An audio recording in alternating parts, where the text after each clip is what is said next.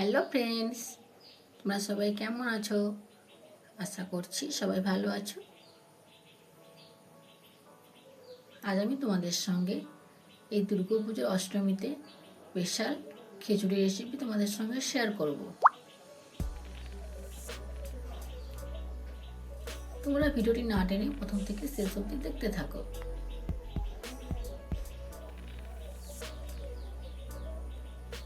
এখানে আমি কড়াই নিয়েছি, কড়াইতে সরষের তেল দিয়ে দিয়েছি। এখানে নিয়েছি বরবটি আর গাজর।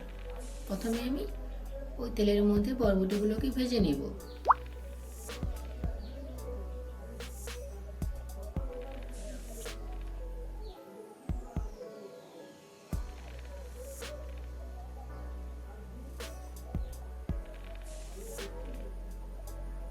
বরবটিগুলো কিছুটা ভাজা হয়ে গেলে এবার আমি গাজরগুলোকেও এই তেলের মধ্যে দিয়ে দেব।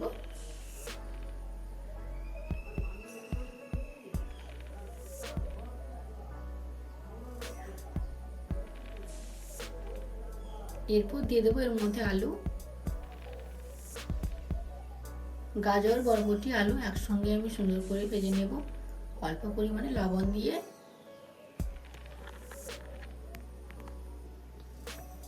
আর হলুদ দিয়ে।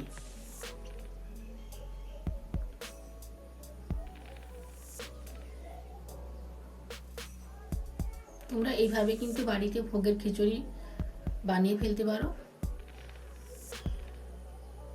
এরপর আমি সমস্ত সবজিগুলো নামিয়ে নিচ্ছি।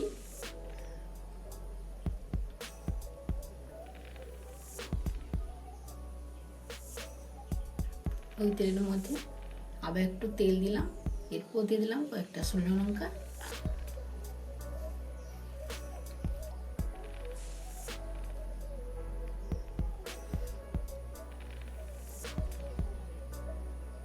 লঙ্কা ভাজা হয়ে যাবার পর এরপর দিয়ে দিলাম ফোড়ন।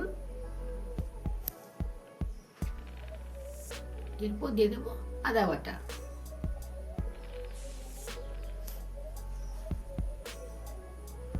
আদাকে কিছু সময় নাড়িয়ে কষিয়ে নেব। আদা কষানো হয়ে যাওয়ার পর দিয়ে দেবো একটা টমেটো কুচি। টমেটো কুচিকে আদার সঙ্গে ভালো করে একটু কষে নেব।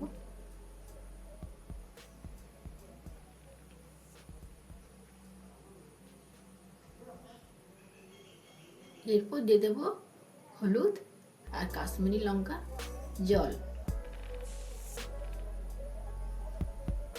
একটু ভালো করে নাড়িয়ে নিচ্ছি। এরপর দেখো এখানে আমি নিয়েছি আতপ চাল, পরিষ্কার করে ধুয়ে আমি ভিজিয়ে রেখেছিলাম, ওইটা আমি দিয়ে দিলাম। এরপর দিয়ে দেবো মুগ ডাল।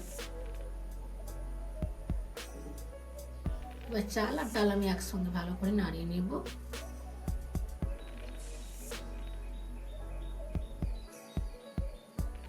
আমার ভিডিওগুলো যদি তোমাদের ভালো লাগে একটা লাইক, আমার চ্যানেলটিকে সাবস্ক্রাইব করে সবাই আমার পাশে থেকো। এরপর আমি এখানে দিয়ে দিচ্ছি সোয়াবিন।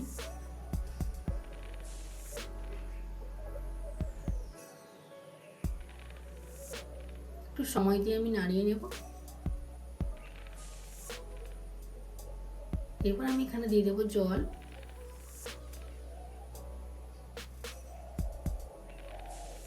জল তোমরা তোমাদের প্রয়োজন মতো দেবে।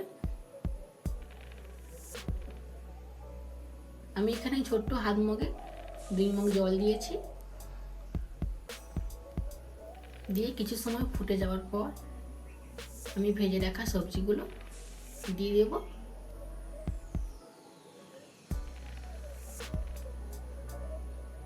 এরপর দিয়ে দেবো কয়েকটা কাঁচা লঙ্কা চেরা, আর দিয়ে দেবো বাদাম, চিনি বাদাম।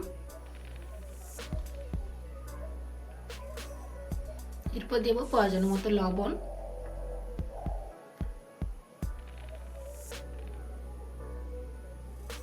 এরপর আমি সমস্ত মশলা খিচুড়ির সঙ্গে ভালো করে মিশিয়ে নেব।